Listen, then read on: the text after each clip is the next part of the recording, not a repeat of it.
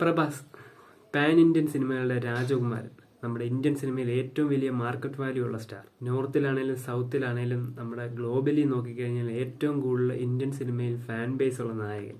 അതിന് കാരണം 2015 SS രാജമൗലി സംവിധാനം ചെയ്ത ബാഹുബലിയാണ്.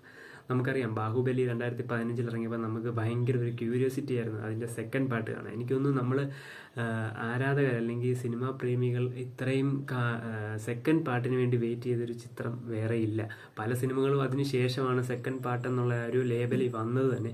എന്നാൽ ബാഹുബലിയുടെ അത്രയും ഒരു ഫാൻ ബേസ് സെക്കൻഡ് പാർട്ടിന് വേണ്ടി വെയിറ്റ് ചെയ്ത മറ്റൊരു ചിത്രവും നമ്മുടെ ഇന്ത്യൻ സിനിമയിലില്ല.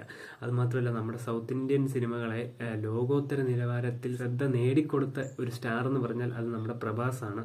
അതിന് കാരണം ബാഹുബലി തന്നെയാണ്. അപ്പം നമ്മളിന്ന് പറയാൻ പോകുന്നത് ബാഹുബലിക്ക് ശേഷം പ്രഭാസ് ചെയ്ത ചിത്രങ്ങളിൽ കൂടുതലും പടക്കങ്ങളായിരുന്നു. അതായത് കൂടുതലും പാൻ ഇന്ത്യൻ സിനിമകളാണെങ്കിൽ പോലും, കൂടുതൽ ബഡ്ജറ്റിൽ ഇറങ്ങിയ സിനിമകളാണെങ്കിൽ പോലും ചുരുക്കം സിനിമകൾ മാത്രമേ പുള്ളിയുടെ പോസിറ്റീവ് വന്നിട്ടുള്ളൂ. എന്നാൽ പോസിറ്റീവ് എന്ന് പറഞ്ഞാൽ 100% പോസിറ്റീവ് അല്ല, ഒരു 50-50 ചാൻസിൽ ഹിറ്റായി പോസിറ്റീവായെന്നുള്ളൂ. എന്നാൽ ബാക്കിയുള്ളതെല്ലാം എയറിലായിരുന്നു എന്ന് നമുക്ക് പറയാം. ഈ റീസെൻ്റായിട്ട് ഇറങ്ങിയ രാജാ സാബ്, അത് ഇപ്പം ഭയങ്കര എയറിൽ പറന്നുകൊണ്ടിരിക്കുകയാണെന്ന് നമുക്ക് പറയാം. അപ്പം നമ്മൾ ഈ ബാഹുബലി ഫസ്റ്റ് 2015 ഇറങ്ങി, അതിനുശേഷം 2 വർഷം കഴിഞ്ഞിട്ട് സെക്കൻഡ് ഇറങ്ങി. എന്നാൽ അതിനുശേഷം പ്രഭാസിന്റെ ചിത്രങ്ങൾ നോക്കിക്കഴിഞ്ഞാൽ സാഹോ, ആദിപുരുഷ്, രാധേശ, കൽക്കി, രാജാ സാബ്, അതിൻ്റെ ഇടയ്ക്ക് കണ്ണപ്പയും സലാറും വന്നെങ്കിൽ പോലും സലാർ ഒരു പ്രശാന്ത് നിൽ, നമ്മുടെ പൃഥ്വിരാജ്, അങ്ങനെയൊക്കെയുള്ള ഇതുകൊണ്ട് ആ പടം ഹിറ്റായി. എന്നാലും അത് അത്യാവശ്യം നല്ലൊരു സിനിമയായിരുന്നു. പിന്നെ കണ്ണപ്പ നമുക്ക് കൂട്ടണ്ട, ഒരു ക്യാമിയോ റോൾ പോലെയാണ് പ്രഭാസ് വന്നത്. എന്നാൽ ബാക്കി ചിത്രങ്ങൾ, അതായത് ആദിപുരുഷ്, രാധേശ്യാം, സാഹോവും ഭേദമാണ്. എന്നാൽ അതൊരു ബാഹുബലിക്ക് ശേഷം വരുന്ന ചിത്രമായിരുന്നു സാഹോ. എന്നാൽ അത് ഒരു അർഹിച്ച വിജയം നേടാൻ സാധിച്ചില്ല സിനിമയ്ക്ക്. നമ്മൾ നോക്കിക്കഴിഞ്ഞാൽ പുള്ളിയുടെ ബാഹുബലിക്ക് ശേഷം ഒരു 90% ഫ്ലോപ്പ് ലിസ്റ്റുകളാണ്. എന്നാൽ പോലും പുള്ളിയുടെ ചിത്രം ഇറങ്ങുമ്പോൾ ഒരു പാൻ ഇന്ത്യൻ ലെവലിൽ ഭയങ്കര ശ്രദ്ധ നേടുന്നു. എന്നാൽ നമ്മൾ ലാസ്റ്റ് ഇറങ്ങിയ രാജാ സാബ് നോക്കിക്കഴിഞ്ഞാൽ എന്തുവാണ് അതിനകത്ത് കാണിച്ച് വെച്ചേക്കുന്നത് എന്നുള്ളത് നമുക്ക് ഇപ്പോഴും മനസ്സിലാകുന്നില്ല. പിന്നെ പുള്ളിക്ക് ഒത്തിരി ഹെൽത്തിൻ്റെ പ്രോബ്ലങ്ങൾ വന്നു. അപ്പോൾ നമ്മൾ റീസെൻ്റായിട്ട് നോക്കിക്കഴിഞ്ഞാൽ രാജാ സാബിൻ്റെ ഇതിനകത്ത് കൂടുതലും ഡ്യൂപ്പിനെ ഇട്ടാണ് പ്രഭാസ് അതിനകത്ത് ചെയ്തിരിക്കുന്നത്. ഡാൻസ് ആണെങ്കിലും ഫൈറ്റ് ആണെങ്കിലും ബാക്കി കാര്യങ്ങളെല്ലാം നമുക്കത് കാണുമ്പോൾ മനസ്സിലാവും. തല വെട്ടി വെച്ച പോലത്തെ ഒരു ഫീൽ നമുക്ക് കിട്ടുന്നുണ്ട് പല സീനുകളിലും. അപ്പം പടം നോക്കിക്കഴിഞ്ഞാൽ ഒരു അട്ടാറ് ഫ്ലോപ്പാണ്. ഒരു ഇത് ലോജിക്ക് നമ്മൾ സിനിമയിൽ നോക്കണ്ട, എന്നാലും കാണുന്നവർക്ക് എന്തെങ്കിലും ഒരു ഇത് വേണ്ട. അല്ലെങ്കിൽ പ്രഭാസിന് ഈ കഥ കേൾക്കുമ്പോൾ തോന്നണ്ട ഇതെന്താ പടം എന്നുള്ളൊരു തോന്നൽ വേണ്ട.